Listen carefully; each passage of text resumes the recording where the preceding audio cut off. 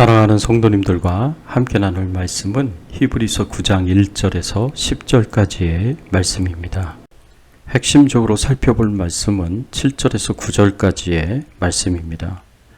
오직 둘째 장막은 대제사장이 홀로 1년에 한 번 들어가되 자기와 백성의 허물을 위하여 드리는 피 없이는 아니하나니 성령이 이로써 보이신 것은 첫 장막이 서 있을 동안에는 성소에 들어가는 길이 아직 나타나지 아니한 것이라.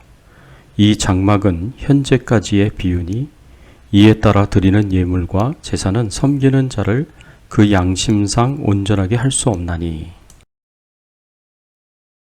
오늘 말씀을 통해서 우리가 생각해 봐야 할 주제는 예수님의 속죄 사역이 우리에게 주는 유익이 무엇인가입니다.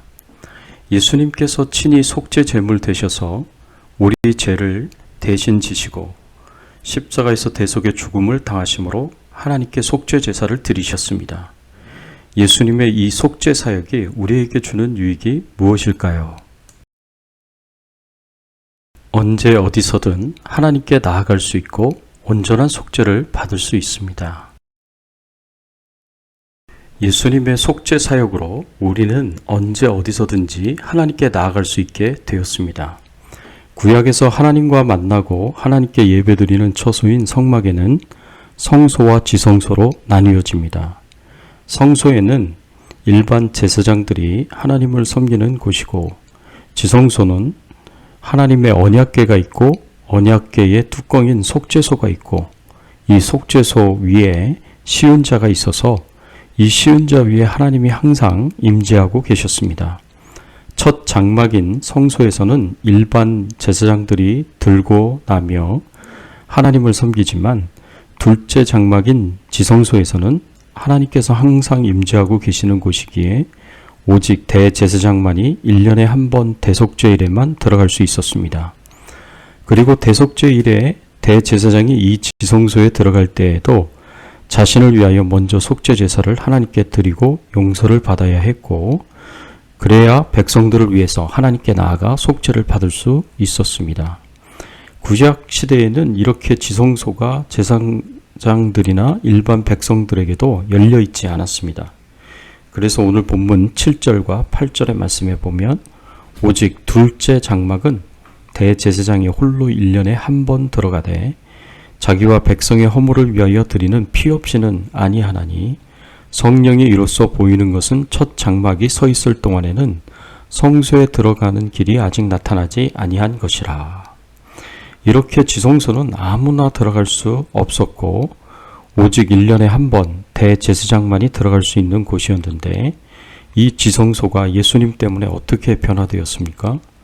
예수님의 십자가의 대속의 죽음으로 우리의 모든 죄가 단번에 영원히 용서를 받게 되었고, 하나님과의 관계와 교제가 온전히 회복이 되어서 예수 믿는 하나님의 백성들은 언제든지 하나님 아버지께 직접 나아갈 수 있게 되었습니다.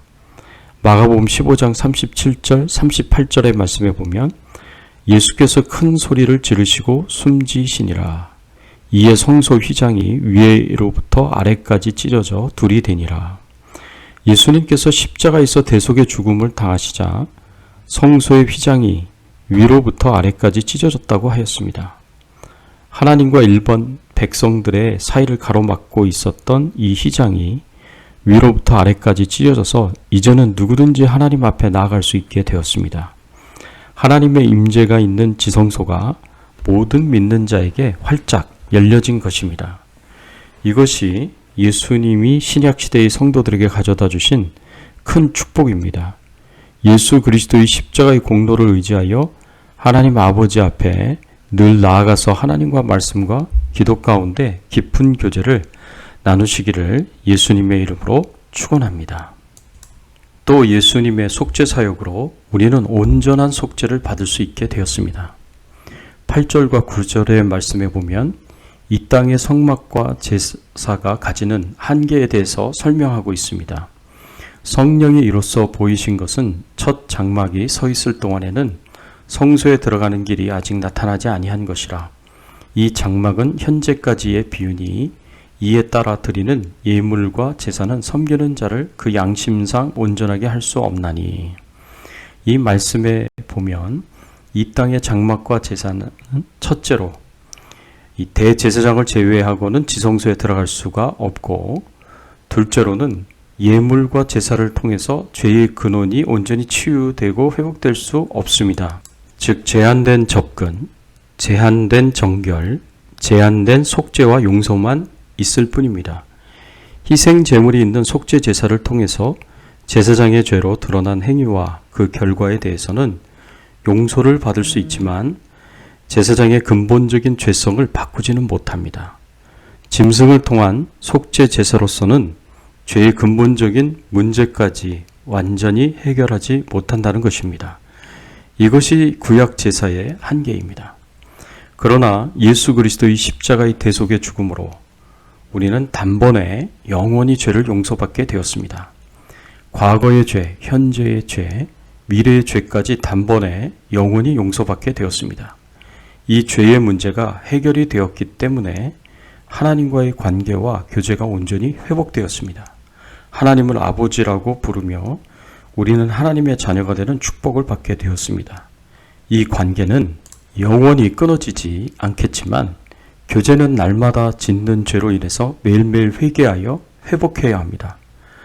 그러나 어쨌든 예수님의 속죄 사역으로 인해 구약의 한계가 극복이 되고 해결이 됩니다. 언제든지 지성소 안으로 들어가 하나님과 만날 수 있고 십자가의 은혜로 우리의 모든 죄가 용서를 받아 저 천국에 들어갈 수 있게 되었습니다. 사랑하는 성도 여러분, 예수님의 속죄 사역으로 인해 우리가 시간과 장소에 제한 없이 언제 어디서나 하나님께 나아가 예배드리고 하나님을 만날 수 있게 되었습니다. 그리고 우리의 속죄가 완전하여서 십자가의 은혜로 우리의 모든 죄가 용서받아 천국에 들어갈 수 있게 되었습니다. 이것이 얼마나 큰 은혜와 축복인지를 기억하시고 늘 예수님의 십자가의 은혜에 깊은 감사를 드리며 살아갈 수 있으시기를 예수님의 이름으로 축원합니다. 함께 기도하겠습니다. 하나님 감사합니다. 예수 그리스도의 그 십자가의 대속의 죽음을 통해서 우리가 언제든지 어디서든지 지성소 안으로 들어가 하나님께로 나아갈 수 있고 온전한 속죄를 받을 수 있게 되었다는 것을 생각하며 하나님 앞에 감사를 드립니다.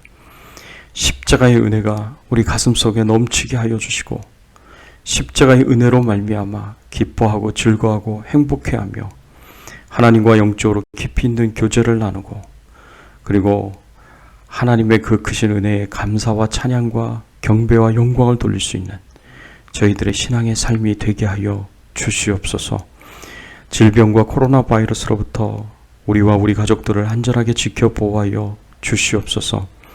생업과 후손들을 형통하게 하시고 또 평안하도록 인도하여 주시옵소서.